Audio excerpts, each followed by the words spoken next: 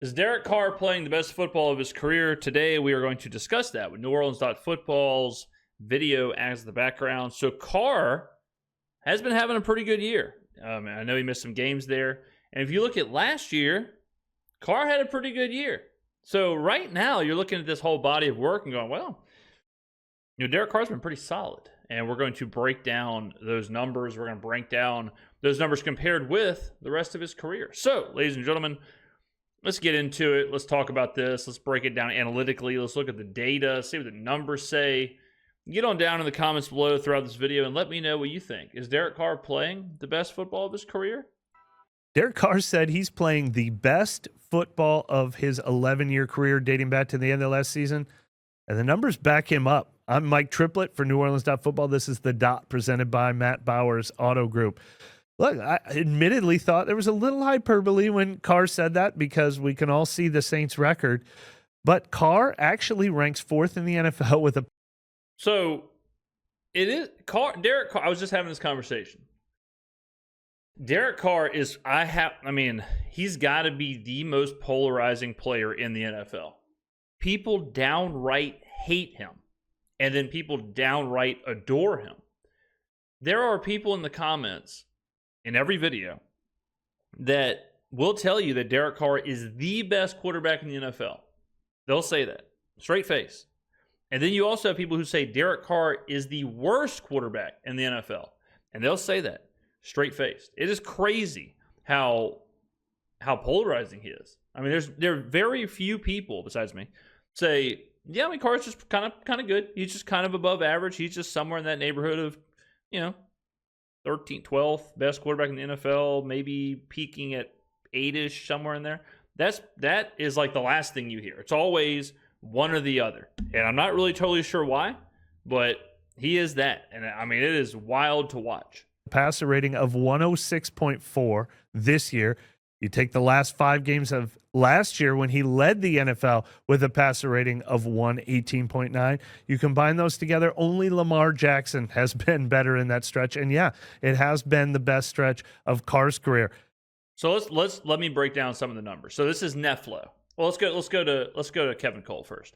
So Kevin Cole, unexpected points. I love Kevin Cole. He's awesome. He used to be the head data scientist over at PFF.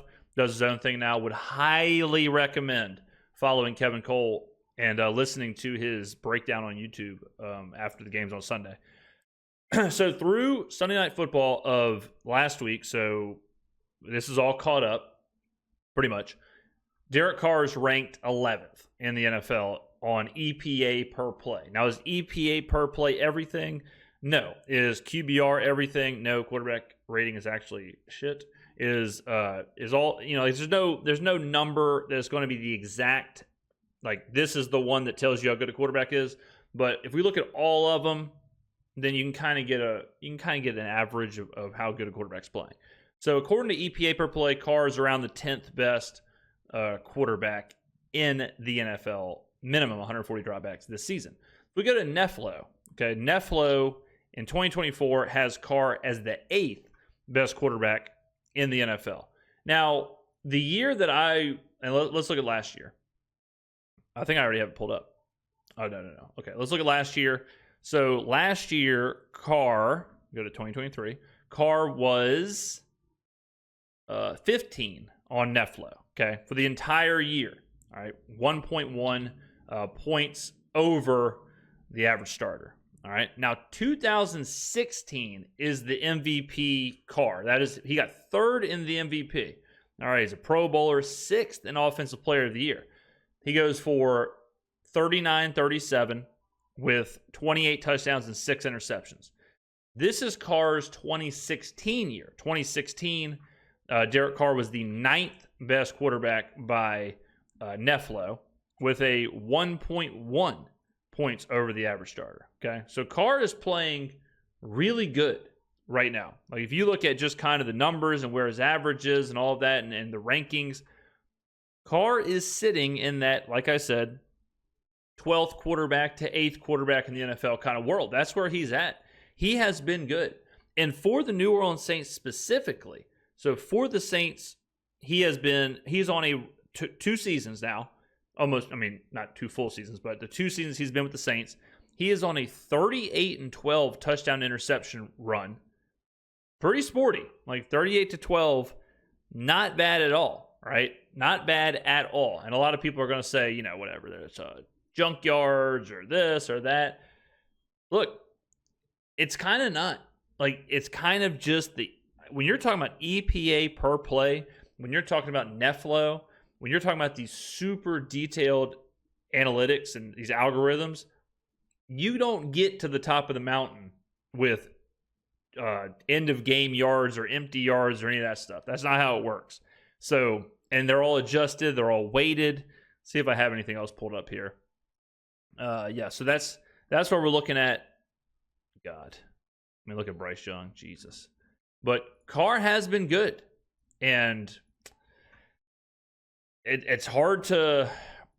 I know it's gonna be hard for people to hear, but yeah, he's been very good over the last, whatever it is, 25 games he's played for the Saints. Specifically, if you eliminate some of the early games, whenever we were scoring, when we had 100 yards of total offense, and like Mike just said, if you look at those last games compared and combine that with this season, he's on a real heater. So he probably is kind of playing the best football of his career.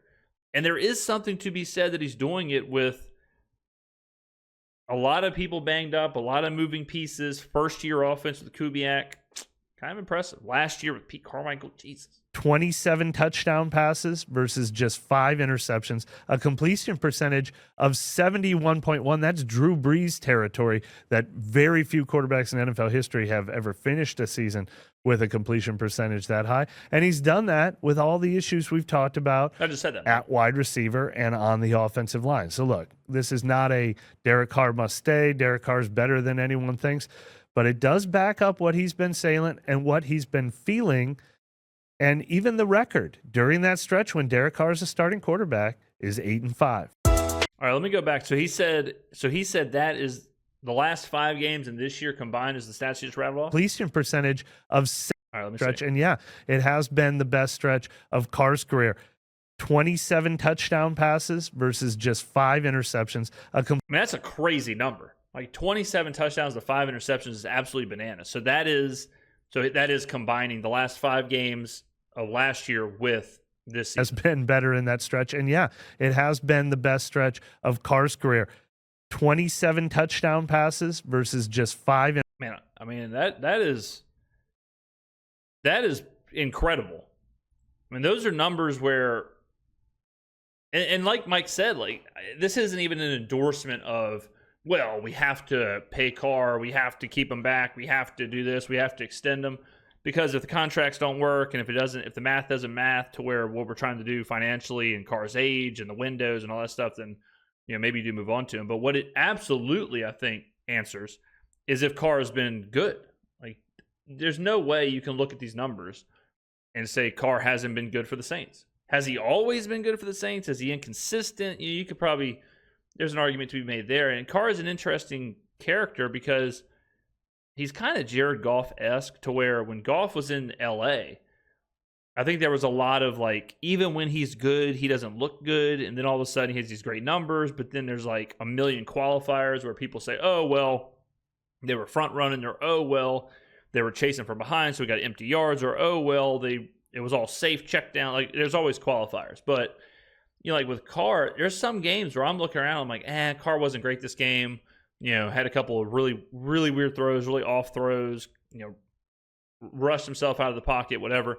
And then you look at it after the game and you're like, well, actually, damn, Carr probably had the 7th best game this week out of all quarterbacks. So sometimes Carr he's not flashy. That's one thing he is not. He is not a guy who you're going to like watch play and say like, man, this guy's jumping off the page, or this guy's doing something you just can't imagine. Like when Lamar is on fire, you can obviously see like Lamar is just doing insane stuff. When Patrick Mahomes is on fire, when there's certain players who just kind of jump either because of their physical tools or whatever. And Carr, again, very similar to Goff. And like Goff doesn't always jump off the page if you watch him. I think Goff can really spin it. I've always liked Jared Goff, but Carr kind of falls into that territory where he's a bit like underwhelming if you watch and if you just look at him playing. Sometimes it can look a little off, like almost like, I don't want to say clumsy, but it kind of tricks you. It tricks you into how good of a game he's actually having or how good of a season he's actually having. And then you factor in like all the, the polarizing stuff with the interviews and whatnot, which I don't really factor in. And certainly none of these numbers factor in. But I think we can put to rest, like, if Carr has been good. I mean, I can't imagine someone looking at these numbers and the rankings and saying that he's horrible or he should be released or he's a 32nd starting quarterback in the NFL. None of this is saying that he's the best quarterback in the NFL. None of this is saying he's a top 5 quarterback in the NFL. But this is saying that he's playing above average. He's playing in that conversation of top 10, top 15 for sure. And for the price, I mean, remember when the Saints signed him, I think he was getting paid like the 19th highest quarterback in the NFL, and he's certainly playing above 19. Now, if he's making $50 million a year, that's a different conversation. I don't think he should be doing that just because of the salary constraints and whatnot. But, yeah, I mean, I'm not going to lie. I mean, I cover this team about as close as anybody, and some of these numbers did jump off the page to me. Like when I was going through this whole thing and listening to Mike break down some of that, when I was going through the Neflo, when I was going through Kevin Cole and some of these other quarterback rankings, like some of it was like, well, I wasn't expecting that high. I wasn't expecting him to be in that territory. So I don't think it's crazy or to say, yeah, Derek Carr is playing the best football of his career, and Derek Carr has been good for the New Orleans Saints. Wild stuff. And I can't even imagine if we would have pulled the trigger on firing Pete Carmichael's clown ass after the first year, and if we had like Kubiak for 2 years, or I can't imagine if we would have had, a healthy Olave and healthy offensive line and all that, like what these numbers would look like. Because remember, I mean, the Saints were just awful to start last season. So if we would have hit the ground running with Kubiak or a capable offensive coordinator in Carr's first year, I mean, goodness. And very impressive stuff. So let me know in the comments below what you think. Were you surprised? Do you still think Carr sucks and no numbers, nothing can convince you otherwise? Sound off in the comments. Very interested to hear what you have to say. Thank you very much for watching this video, and I will see you in the next video.